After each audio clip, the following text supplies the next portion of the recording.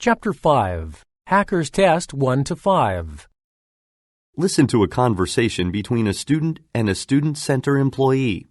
Hello. I'm here to speak with the person in charge of the, volunteer programs for students. Yes, that's me. I'm Bob Hill. I'm Lena Jones, and, I'm a music student. I'm looking for volunteer opportunities related to music.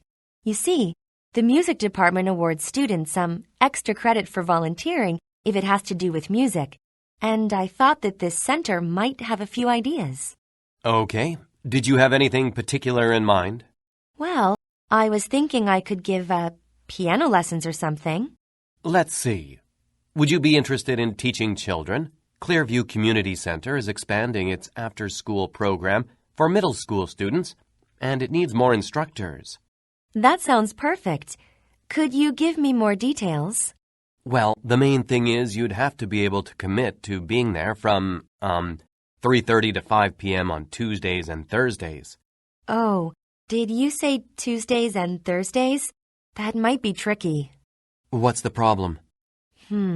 It's not ideal since I've got a class on Thursdays that runs from 4 to 6 p.m. I'm totally free on Tuesdays, though. I'm afraid instructors need to be available on both days. Maybe you should put it off until next semester then. I was hoping to get this extra credit as soon as possible.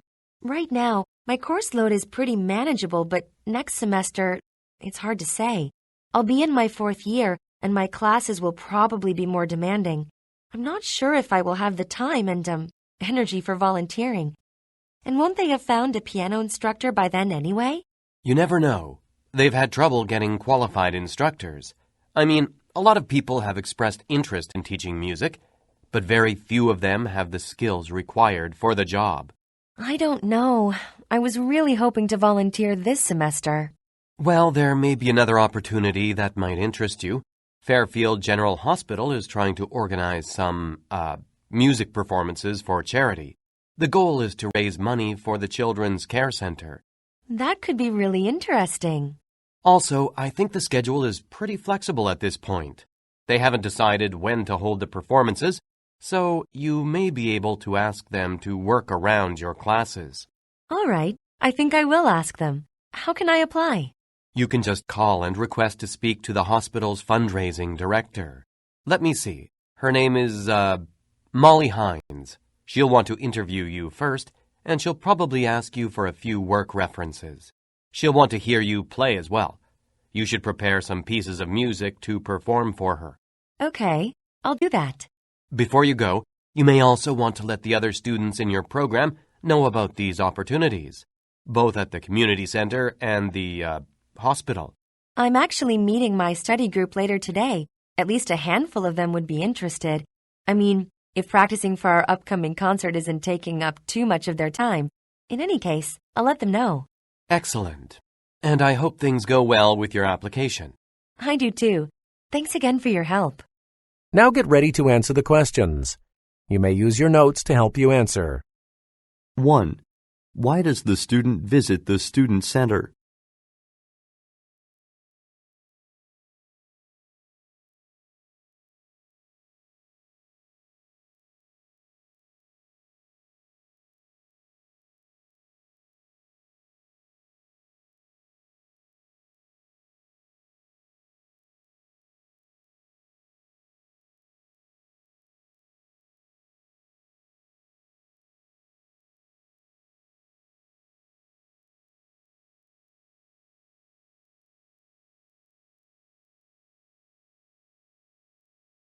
Listen again to part of the conversation.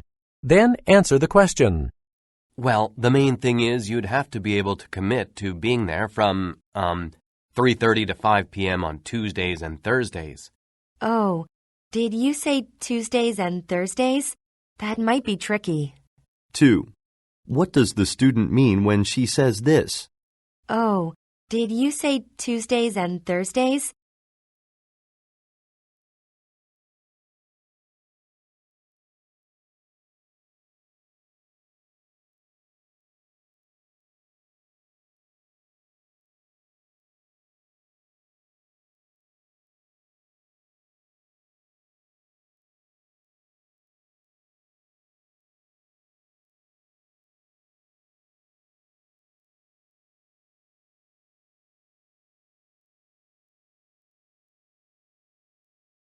3. Why is the student unwilling to volunteer at Clearview Community Center next semester?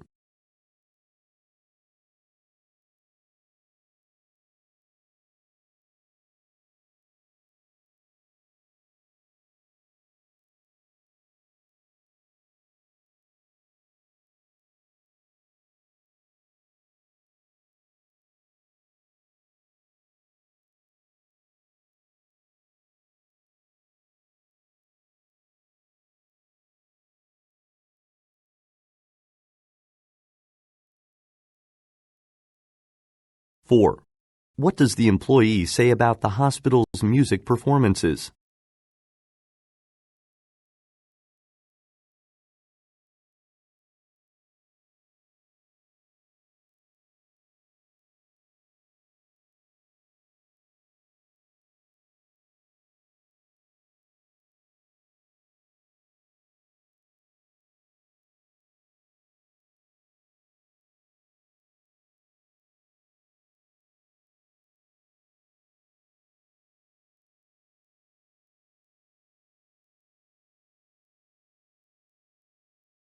5.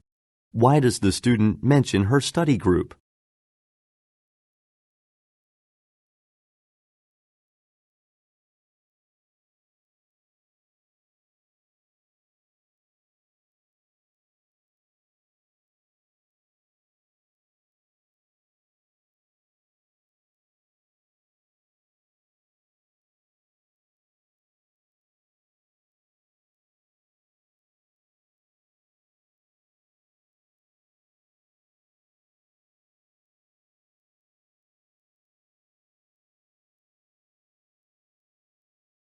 6 to 11. Listen to part of a talk on the circadian rhythm. I'd like to start off by asking if you've ever gone on a long trip, perhaps to some place several time zones away, or if you've ever held a job on the graveyard shift. Well, the reason I ask has to do with my lecture today on the circadian rhythm. The human circadian rhythm is based on a 24-hour cycle, and any interruption to this rhythm, such as the ones I just mentioned, would have an impact on the body. A person could have sleep problems or become depressed and anxious. But I'm getting ahead of myself. Let's take a closer look at just what the circadian rhythm is. Essentially, what this rhythm does is it helps stabilize the timing of our bodily functions. The sleep cycle, body temperature, blood pressure, brainwave activity, hormone and digestive secretions, all of these operate according to a 24-hour cycle. So, as long as this rhythm stays on cue, an individual will generally experience physical and mental well-being. But what happens when the rhythm goes out of sync? And how does it go out of sync? Well, let me deal with the second question first. Okay, there are two aspects that control the circadian rhythm. One is internal. The body has a circadian pacemaker, or what many people call a biological clock. It's a section of the brain known as the suprachiasmatic nucleus, or SCN. Now, the SCN adjusts itself to the 24-hour light-dark cycle. So, if the SCN is dependent on the intervals of daytime and nighttime, what would happen if a person were blind? Well, the SCN would get confused, so to speak. A blind person may have a couple of nights when he sleeps well and then a couple of nights when he doesn't. What this tells us is the SCN cannot, on its own, establish a normal circadian rhythm. A second aspect is needed to help it, the circadian rhythm, function properly. This involves the external cues the SCN, your circadian rhythm, needs to make the necessary adjustments. So what are these external cues? Well, they're environmental cues, specifically light. Temperature also plays a role, but it doesn't have the same impact that light does. The circadian rhythm resets itself to the 24-hour day as it is exposed to either sunlight or darkness. The morning sun will cue the body to produce certain hormones and neurotransmitters that increase blood pressure and body temperature. It's these little changes that'll get the body going for daytime activities. At sunset, however, the body begins to produce melatonin, and the blood pressure goes down. And as the evening hours wear on, the body continues to wind down. It is, in effect, preparing for nighttime sleep. So, how is this cycle broken? Well, actually, very easily. A long-distance trip, a nighttime job, putting off your bedtime for hours because you have an important exam. This brings me back to the first question. What happens when the cycle goes out of sync? Well, if you continue to subject your body to a routine that goes against your body clock, it will simply go out of balance. It will begin to produce chemicals and hormones in the wrong quantities and at the wrong time. Your mood and sleep problems will get worse. Those who work on the night shift are prone to physical and mental abnormalities. Our world today depends on round-the-clock workers, especially in the fields of medicine, agriculture, transportation, heavy manufacturing, and the service industries. This translates to millions of people with circadian rhythm-related health problems. So, medical people have come to see the importance of the circadian rhythm where health is concerned. Now get ready to answer the questions. You may use your notes to help you answer. 6. What does the professor mainly discuss?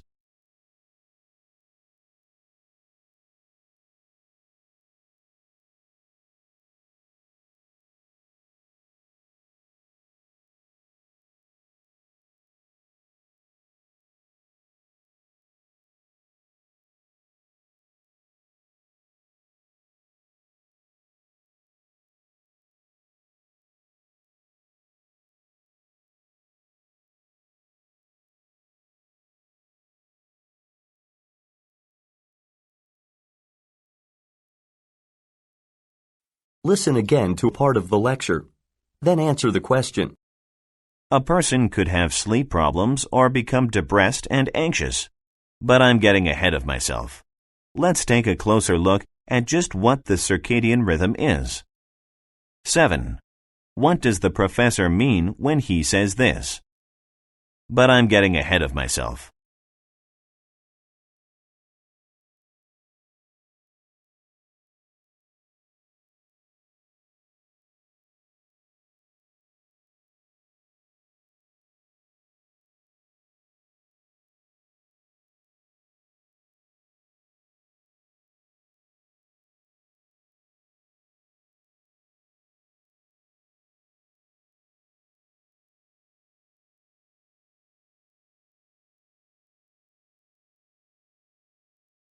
Eight.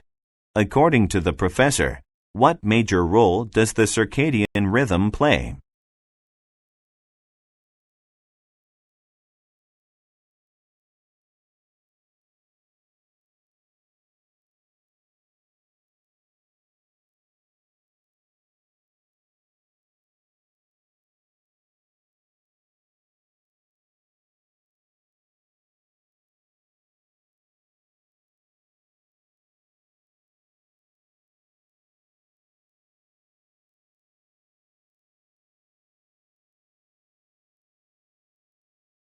Nine.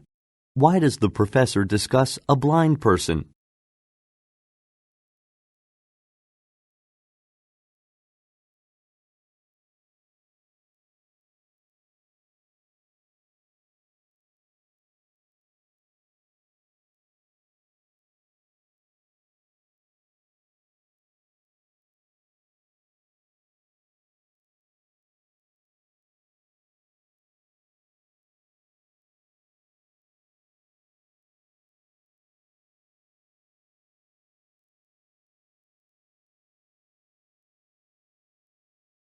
Ten. According to the professor, what are two ways the circadian rhythm can be disrupted?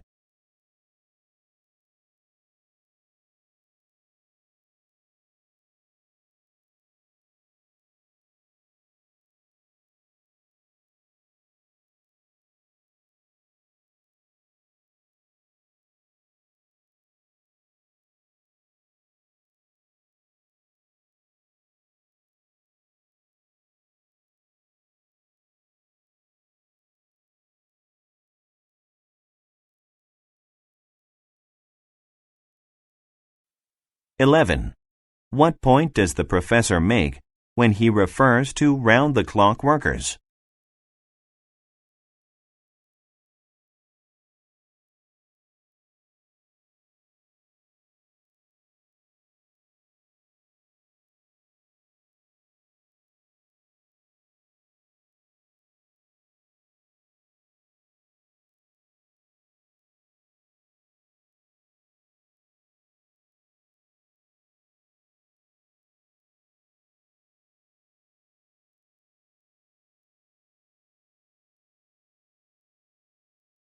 Twelve to 17. Listen to part of a lecture in an architecture class. Today I'll be discussing a phenomenon that grew out of the need to conserve energy. In the past few decades, quite a number of airtight buildings were constructed. Actually, they continue to be constructed. What we'll be looking at is how these buildings make people sick. Yes, that's the phenomenon. These buildings make people sick. You may have heard of the ailment, Sick Building Syndrome, or SBS for short. Seems like an apt name. Well, initial studies on airtight buildings showed that building owners could save substantially on heating and cooling energy costs, as much as 37%. Now, that's a lot of money. So naturally, more than a few showed interest in having this type of building constructed. By the 1970s, it became a requirement in some states for buildings to be airtight. This was the government's bid to conserve fuel. So, people in the construction field began devising ways to make these structures more airtight. I'll talk about just two approaches. One involves wrapping the building, the sealed polythene approach. Basically, sealed polythene is inserted between the insulating materials and the interior finish materials. But that's not all. On the outside, building paper or house wrap is used to form a moisture barrier. Now, I guess not many of you have ever seen building paper. It's a very heavy and durable paper that has been coated or laminated to make it resistant to water. It's very good at insulating, so you can see how it would make a building airtight. A second approach is the airtight drywall method, which necessitates the laying of gypsum boards against the foundation, roof, and walls of a building. Gypsum is actually a common mineral that is used to make cement and plaster. So, building owners began to enjoy energy savings. The government was able to reduce fuel consumption. But in the 1970s, doctors saw a sharp increase in the number of people with headaches, respiratory problems, dizziness, fatigue, eye irritations, nausea. It took a while, in fact several years, to trace these symptoms to their source.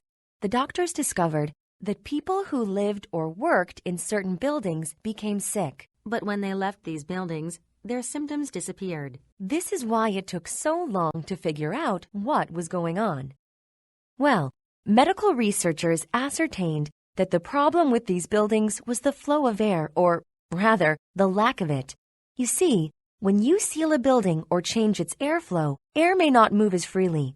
Contaminants are found in any building, you know. The paint on the walls, wooden decorations coated with varnish, poisonous emissions from photocopiers and computers, damp walls and floors that may have molds and fungi, and even perfume. I could go on and on. You see, when temperatures rise to about 20 degrees Celsius, volatile organic compounds, or VOCs, are emitted as vapors and gases from both solids and liquids that may be present in a room. And these vapors and gases are toxic and hazardous to health. Well, think of these gases in an airtight building, and you'll understand why people were getting sick. The most common symptoms that people experience are respiratory. A runny nose and a chronic cough are the milder symptoms. The worst is real respiratory distress, and for asthma sufferers, full-blown asthma fits. So, it's not surprising that with the construction of so many airtight buildings, more and more people began taking sick leaves. The World Health Organization has estimated that the loss due to absenteeism from sick building ailments amounts to about $100 billion a year. So sure, the government was looking to save energy, but I guess these folks didn't realize that those savings would be wiped out by employee absenteeism, medical costs, reduced productivity, and decreased company earnings. Now get ready to answer the questions. You may use your notes to help you answer. 12. What is the talk mainly about?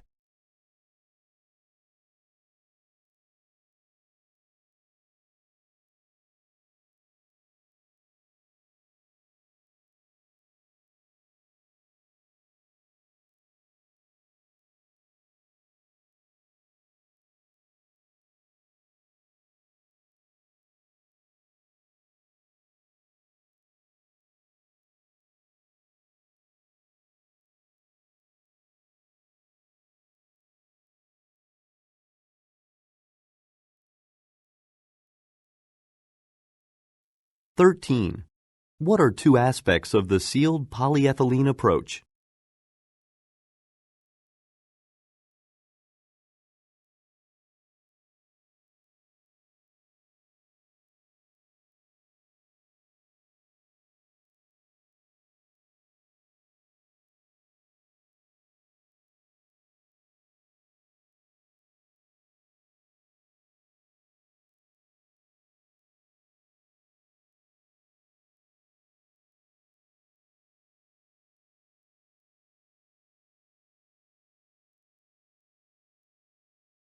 14.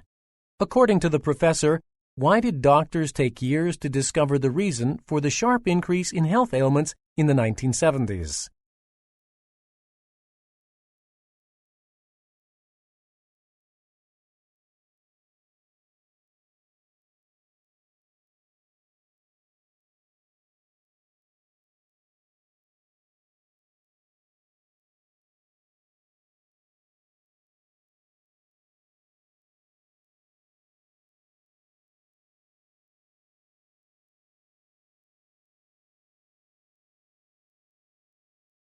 15.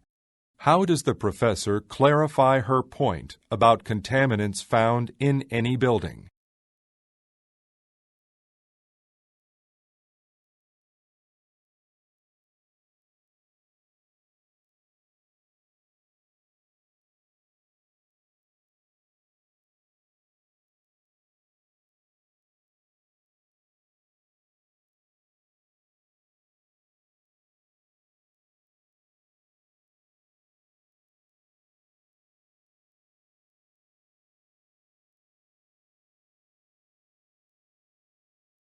16.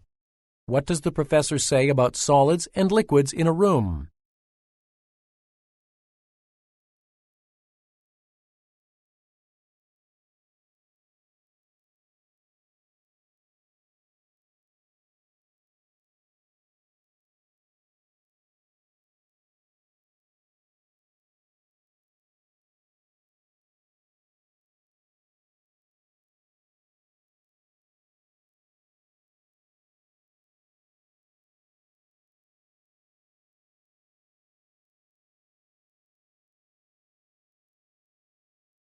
17. What is the professor's opinion of the government's solution to save on energy costs?